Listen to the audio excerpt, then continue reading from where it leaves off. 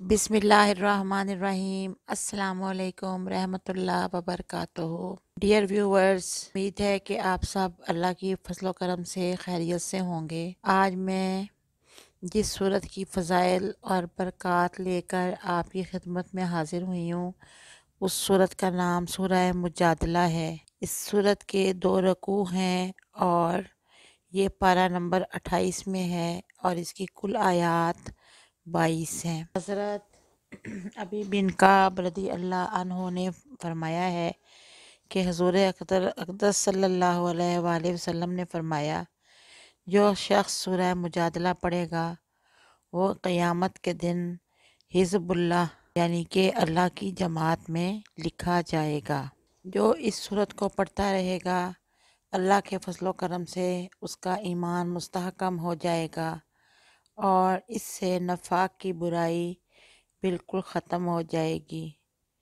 انسانوں کے عموماً 2 گروہ ہیں، ایک حزب الشیطان ہے اور دوسرا گروہ حزب اللہ ہے۔ بعض اوقات یوں ہوتا ہے کہ انسان کو اچھائی برائی کی تمیز نہیں ہوتی اور انسان کو پتہ ہی نہیں ہوتا کہ وہ نقصان کرنے والے کیا کیا کام کر رہا ہے جس سے اسے آخرت میں نقصان پہنچے گا۔ اگر کوئی سچی راہ کا طالب ہو اور وہ یہ چاہتا ہو کہ اس کے ہاتھوں سے ایسے کام سر انجام پائیں جس کا اسے دنیا میں تو فائدہ ہونا ہی ہے، اس کی آخرت بھی سنور جائے اور وہ حزب اللہ میں شامل ہو جائے، اسے چاہیے کہ 40 یوم تک سورہ مجادلہ روزانہ 1 بار پڑھے، یعنی کہ باوضو ہو کر اول و آخر درود پاک پڑھنے کے بعد 1 بار سورہ مجادلہ کی تلاوت کرے اور اللہ تعالیٰ سے دعا کرے کہ اللہ تعالیٰ اسے اپنے نیک لوگوں کے گروہ میں شامل کر لے،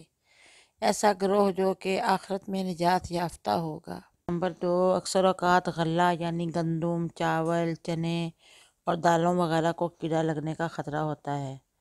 ایسی صورت میں سورہ مجادلہ کو کسی کاغذ پر لکھ کر اس غلے میں رکھ دیں تو غلہ خراب ہونے سے محفوظ رہے گا۔ یہ بھی اس کا ایک بہت بڑا فائدہ ہے۔ جانے سے قبل میں آپ سے درخواست کرتی ہوں کہ پلیز آپ میرے چینل کو سبسکرائب کر دیں، بیل آئیکن کا بٹن پریس کر دیں اور میری ویڈیو کو لائک کر دیں۔ اللہ حافظ۔